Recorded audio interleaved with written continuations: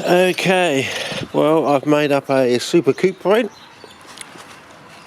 A super cuprate, yes, a super cuprate. There we go, I don't know how close I can get it. Anyway, I've made up a super cuprate.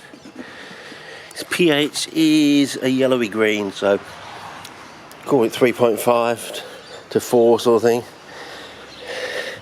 Yeah, it's not the best, but I can always make more up in the future. Yeah, it's giving off lots of bubbles. Now, whether we'll end up adding some borate to that eventually, you know, like a super cuprate borate sort of thing. But I've also made up a super zincate as well, and that's bubbling away.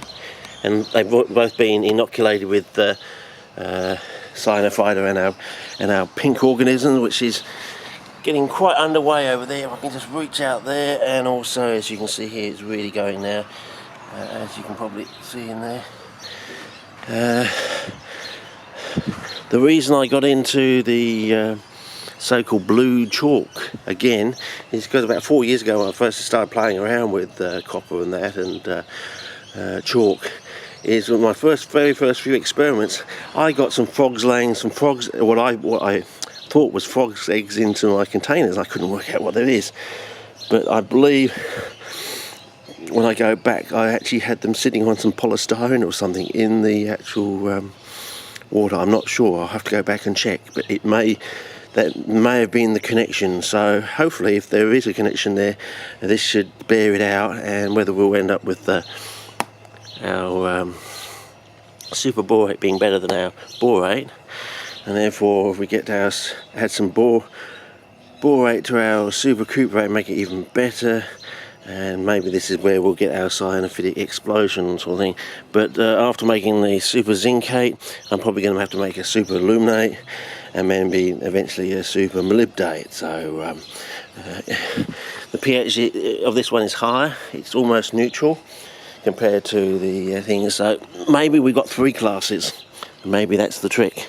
We've got 3 classes. We've got the acidic ones, you know, the ultra acidic. We've got the ultra alkalines, and we've got the neutrals. Maybe we've got 3 camps, and maybe that's what we've got to sort out, sort of thing. And maybe we've got 2 organisms sitting either in the super acidic region, another one sitting in the neutral zone, or maybe we've got 2 organisms, one sitting in the neutral zone, one sitting in the ultra alkaline, or maybe we've got 2 organisms, one sitting in the ultra acidic and one sitting in the ultra alkaline.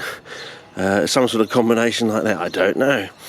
And I suppose we're going to have to sort that out. And maybe when these 2 organisms come together, they form like a symbiotic relationship or union sort of thing, which is more powerful than either organism on their own sort of thing. But so what's so special about the zinc? What's so special about zinc? Apart from looking, it has like a superoxide, which is yellow, but most of the salts are clear to opaque sort of thing. And they're 10 times more soluble than any of the other transition element salts and most other salts. So in other words, you can dissolve 10 times more of the zinc compound into the solution than you can other salts, and also thereby they can actually accumulate to 10 times more in the environment. So you can have a pool of water, a pool of seawater or something like that, you know, slowly evaporating down, and the one thing that will accumulate to them higher than 10 times higher than anything else will be the zinc compounds in there sort of thing, the zinc salts and various things like that. So anyway, we'll see how we go with that. So the next stage with some of my Christmas money is to buy some more alum and make up a super aluminate, and depending on how these things go, we'll probably end up doing a super molybdate, and whether we're going to actually add in the boron as well, we'll see how we go. But eventually we should be able to work out what's going on with the charcoal and why the charcoal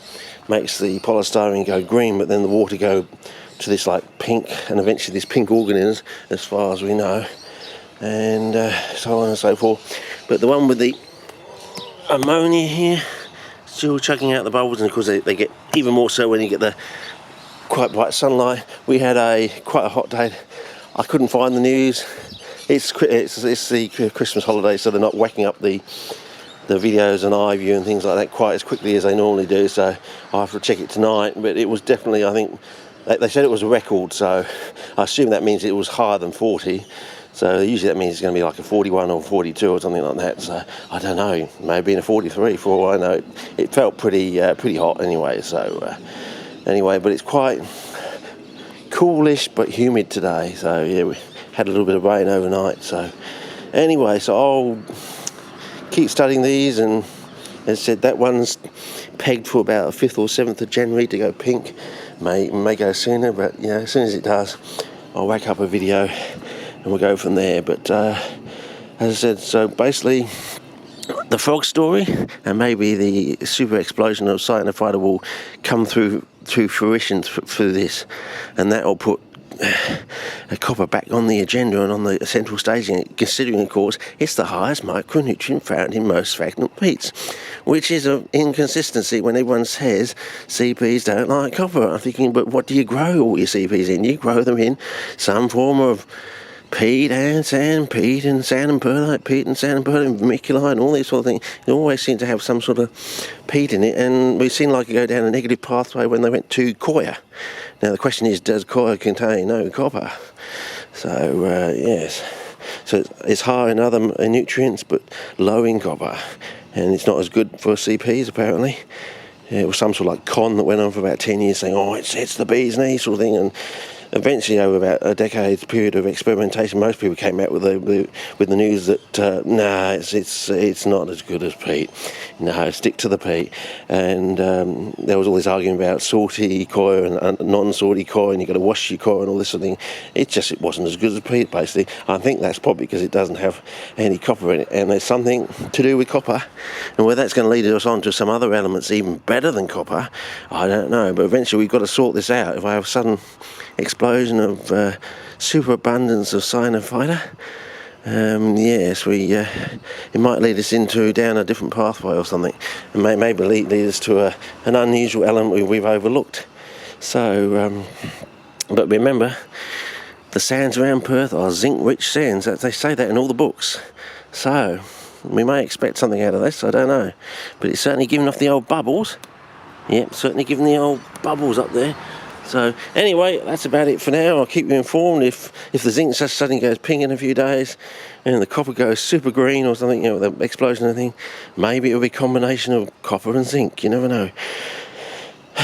Or something else, I don't know. But eventually we'll go through this maze and we'll slowly sort it out, one little step at a time. Maybe a few steps forward, a few steps back, but we'll slowly shift round the maze until we get a glimpse of that bloody Minotaur. And maybe we'll even lasso that Minotaur and drag him outside so everyone else can see the Minotaur and say, oh yes, there definitely was a Minotaur in that cave because you've dragged him out into the light. Or maybe you just reached up very high and switched the shed light on.